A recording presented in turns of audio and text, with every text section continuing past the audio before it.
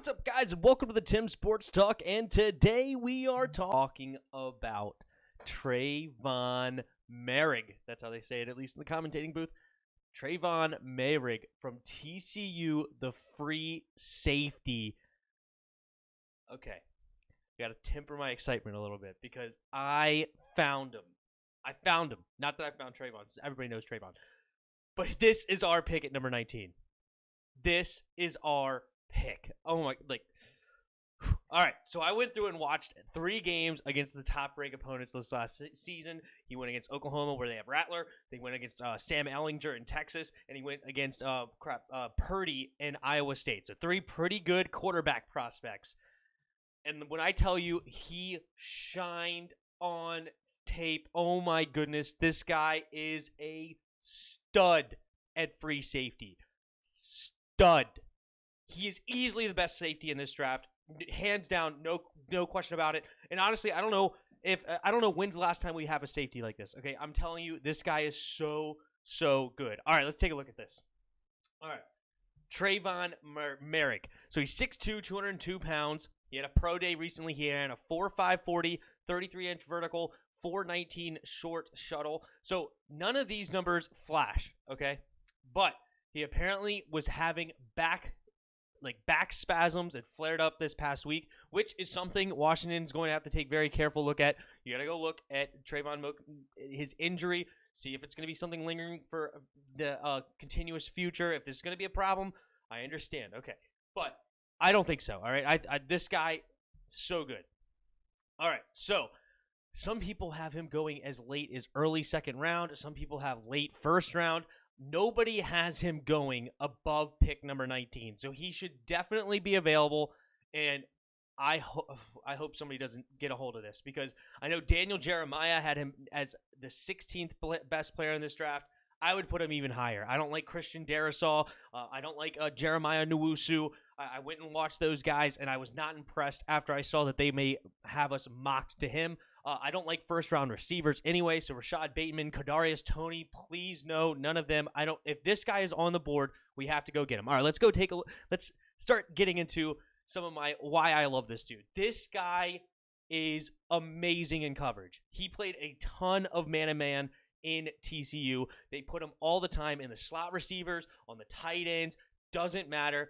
He was on them like glue. Glue. I'm not kidding. Seriously, if you go watch, it's like Texas offense versus TCU, or what's their names? The other guy, the ones I said, crap, Oklahoma versus TCU. This guy is all over it. Okay, so a lot of times when you watch the film, though, on the YouTube, you don't actually see him anymore because he goes off the screen. But you can watch the quarterback's eyes and where they're looking, and they will look straight at him so many times, and they will go to the check down because there is nobody open. When you're looking at Trevon Moehrig's side, there's nobody open. I'm so excited. I'm going off. He's legit. But no, he is all over these guys, and he's big enough, 6'2", 202 pounds, where he could run with the tight ends. It doesn't matter. He's on tight ends, not going anywhere, especially bigger, slower tight ends. He's on them like glue, and he has such good hands. When the ball is thrown his way, he is so good about getting his hands in there and knocking the ball down. Not a lot of catches happen when they come his way. Now, so of course, nobody's perfect. Some catches do come through because maybe they just beat the zone or whatever the case may be. He is there to lay a hit. This guy, the whole 3 games, I didn't see him miss a single tackle. I didn't see him miss a single tackle. Every single time, he hit them right away. They went down, no questions asked. In coverage, this guy is a no-brainer. Best safety in the draft. Easy peasy. No doubt. Now, he is a free safety, so in the run game, he is not quite as good, all right, but he's going to be playing far back. But also, the weird thing is, or not the weird thing, but the thing is about free safeties, a lot of times they're not asked to tackle in the run game a whole lot because they're so far back, rarely does it even get to him, right? But when the running back does get there, he's there to make the tackle. Okay, so those are some of the pros.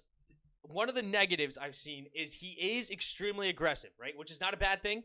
You could also go in the good thing. He's aggressive. He's instinctive. Like, he understands where the quarterback wants to go, and he will jump a lot of routes. But that does bite him in the butt a couple of times. I think he missed a coverage one time against, I believe it was Oklahoma, where it looked like the entire defense was running zone, and he basically manned up with the tight end, and the running back just went right to hit where he was supposed to be in the zone, ended up being a big, big play.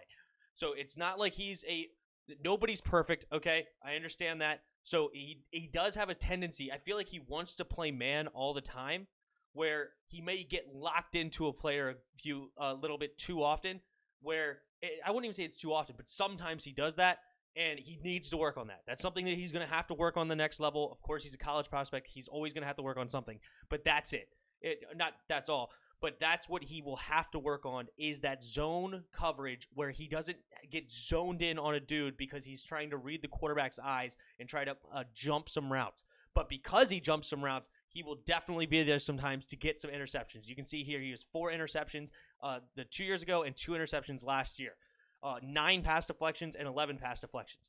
Look, these numbers right here are low for a reason. They don't throw his way. I can't tell you how many plays, rarely, they don't even run his way. A lot of times they run the opposite direction of wherever this dude was on the field. They ran away from him. They threw away from him. They did not want Trevon Moehrig near the play because he was always there to make the play. He will not miss a tackle. He will be there when he needs a man coverage. He will definitely knock the ball away. He is so good. He's way better, as I said, than Nwosu, way better than Christian Darrisaw. I know we need linebackers. I know we need, what's his name? I know we need left tackles. I understand we need these guys.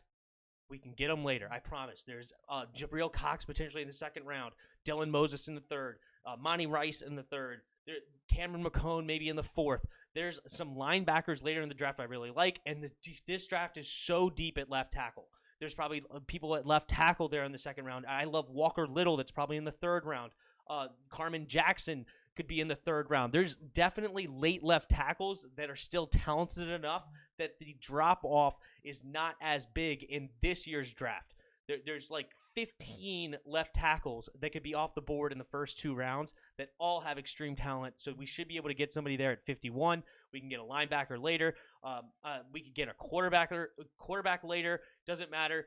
Point is this guy is the best player available at number 19, hands down. Got to get a hold of him. We need a free safety, and him and Cameron Curl will be the best young safety duo in the league. No questions asked. Cameron Curl already potentially playing on a Pro Bowl level last year. Of course, he doesn't have the notoriety to actually make the Pro Bowl because it's a popularity contest, but he was incredible last season. This guy paired up with Cameron Curl, it's limitless. It's so good. I hope the reason they didn't go sign an Anthony Harris or they didn't go sign a free safety in this free agency is because they see this dude on film and know he is going to be the answer to our free safety woes, our free safety needs. Ever since Sean Taylor, we have not had a safety that is actually worth a darn. Here he is. I don't think he's Sean Taylor. I know I just mentioned him. I don't think he's Sean. Okay? Sean is an all-timer, all right? I don't compare him there. He's not the big hitter Sean was. He's not the quite as fast. Maybe he's actually similar speed. I don't know what Sean Taylor ran now, but it doesn't matter. Point is I don't think he's necessarily going to be as good as Sean, because Sean Taylor, if he continued to play, he would have been a Hall of Famer. This dude, though, I think he could be an all-pro free safety easily, and who knows, if we all of a sudden we win a couple of Super Bowls, who knows? We're building a heck of a team.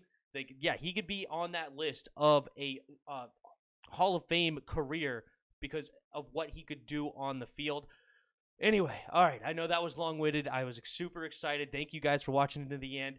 And hit that like button, hit that subscribe button, hop in the description. There's a Discord link. Come on and talk some football with us. And last but not least, there are donation links in the description below. If you feel so kind, you could donate to the channel.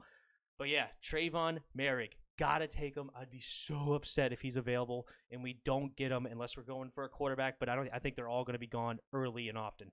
I think even top 5 quarterbacks should be gone in the first 8 picks. I think they're going to fly off the board.